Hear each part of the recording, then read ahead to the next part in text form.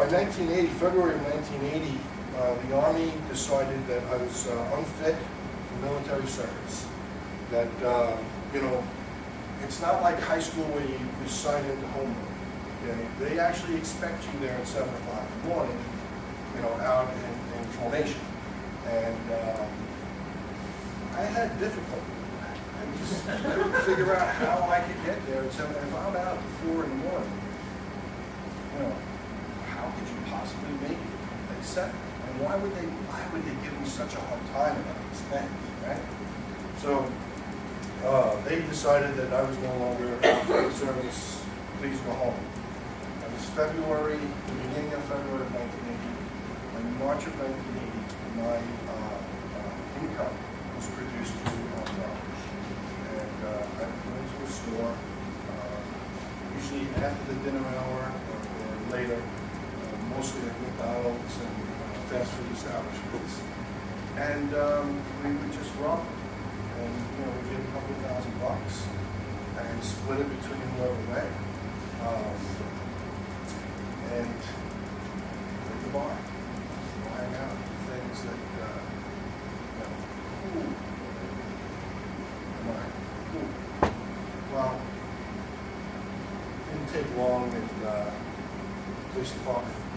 You know, they frown upon these types of things, right? And I got arrested. And I can tell you this, in prison,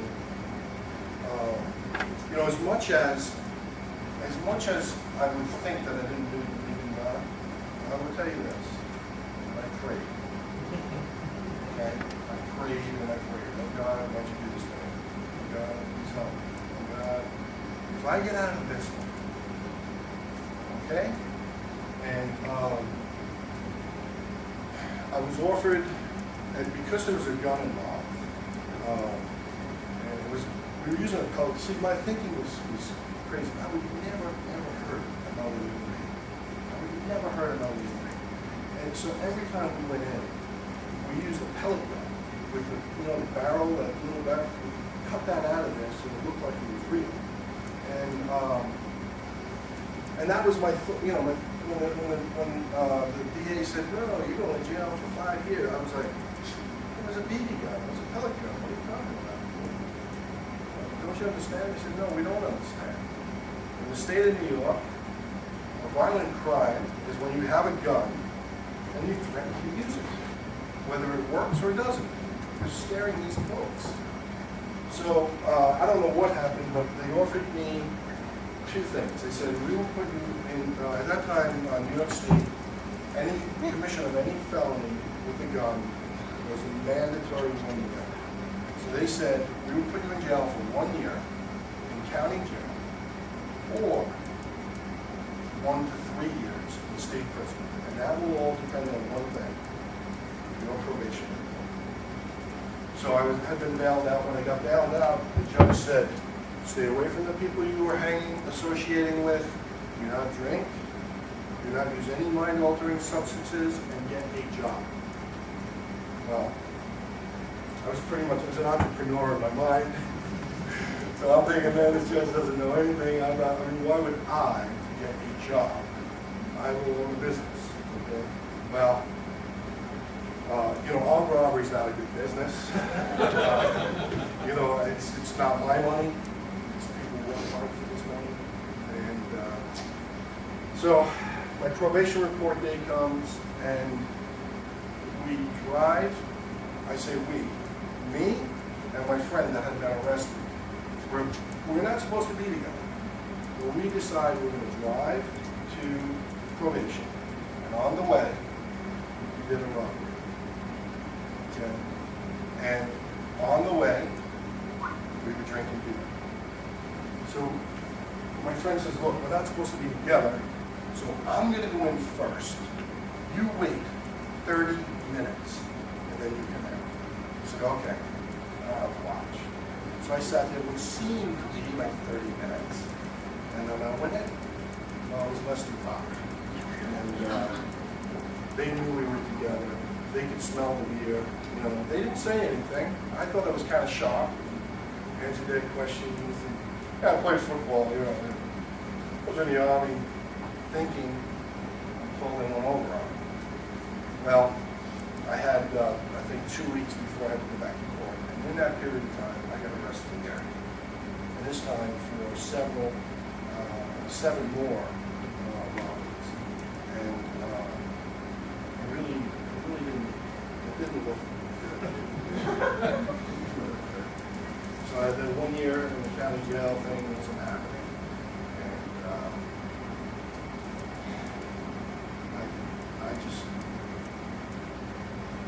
And here's the feeling that I have.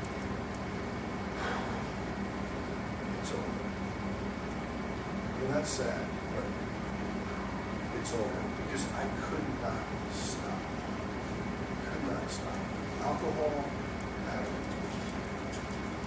Could not stop. And some people, I have friends. I have a friend today that's an executive for Callahan, and upper level executive.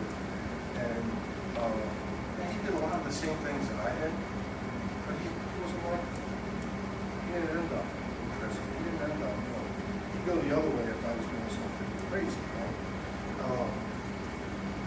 So I say that because I don't think, that all people that have a drink react to the way I do, or folks like me.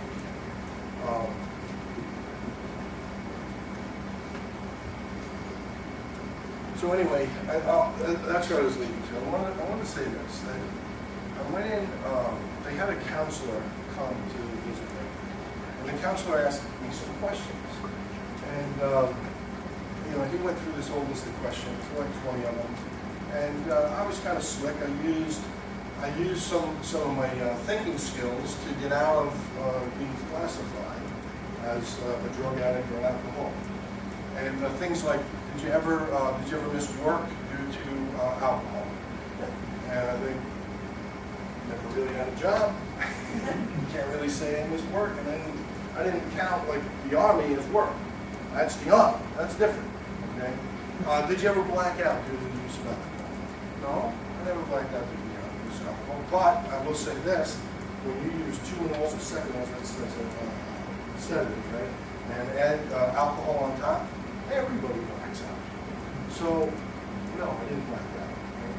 So anyway, he goes through these questions, and I'm thinking, well, I maybe answered 4 to 5, maybe 6 of them correctly, in their eyes correctly.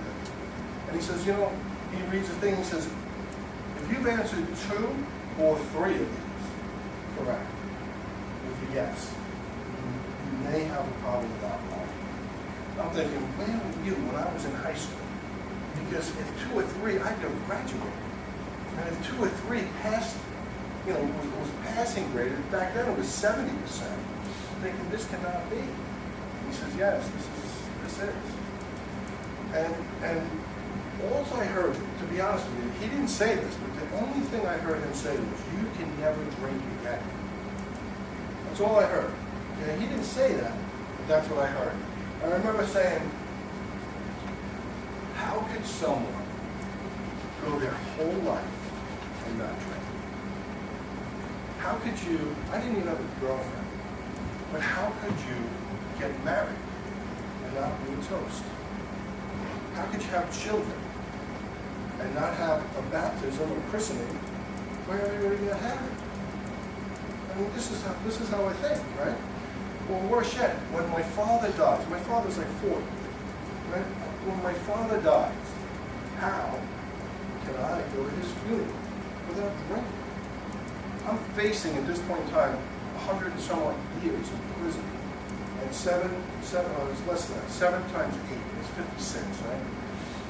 56 plus years in prison. And I'm worried about my father dying. I'm worried about getting married. This is really how insane that I am. Well,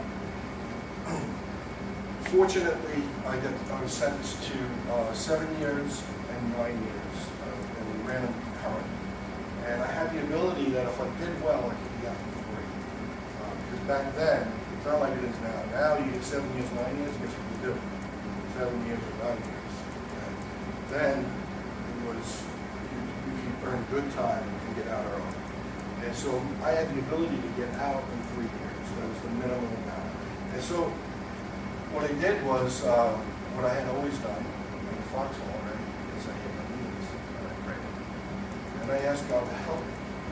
And I said, look, I am a good kid. I'm not a bad kid. This isn't me. And guys like Danny Callahan don't end up in prison. We don't end up in prison. Right? Please. I got my GED immediately. I started going to the self-help, mutual help groups, AA, NA, those types of things. I got counseling loans in there. I started to do like vocational things. Here's how I started to know, I've noticed this, how that I started to change. I'll tell you how. I took an air conditioning refrigeration course, and the guy teaching it was teaching us that when we are home, if we ran our own business, that most air conditioning refrigeration problems are electrical. Okay? So you know when you pull into a deli or into a supermarket, you got an electrical problem. Something went wrong, it's usually a switch. And so he would say to us, well, what you do is you go in, you find out it's a switch, now you know, relax a little bit, bang some stuff around, bring your gas in, tell them you filled up their refrigerator. And then you bang them for a good buck. And here's how I know I started to think differently. Because I started to think to myself, well, that is not very well. You know what I mean? So I'm in prison, telling the teacher this, the guy who's supposed to be like an officer of the law, right? I was like, all right. So I say that too, just to tell you that my heart was in the right place, right? Was in the right place, but anytime and alcohol, instant right? I'm in my third year in prison, and I didn't believe this, but they had the junior college of Albany in New York ran a night college program. And someone said to me, I was in prison, I said, you should go, you're smart, you should go to college. And I thought to myself, this guy does not know me. In 9th grade, I was in 9th grade English, okay? In 10th grade, okay, in between 9th and 10th grade, I had to take 9th grade English again in summer school. In 10th grade, I was in 9th grade and 10th grade English. In between, I was in 9th and 10th grade summer school.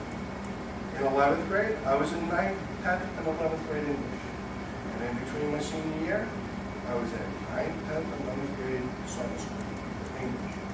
As a senior, I was in 9th, 10th, 11th, 12th grade English. I had no idea that I was smart. I'm thinking to myself, hey, I can speak. What do I need this for? I can speak, right? I don't know what made me do it, but I went and I registered for a class, and I got an A. I was like, maybe it's like easy because I'm in prison, you know what I mean? But I found out, no, it's the same course.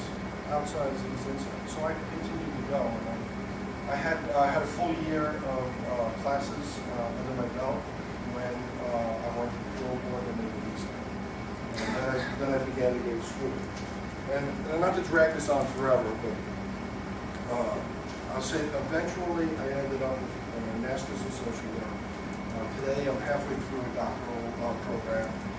This is a guy that I couldn't write. I just completed a book. I have a workbook done for Christian recovery, and I just completed my first book, Freedom Recovery. And it's all based on things that after 8 years, I'd love to say to you, oh yeah, I got out of prison, everything was good. Well, I got out of prison, and I kind of tested the waters a bit. I never went back to drugs or anything like that. I never got in trouble again.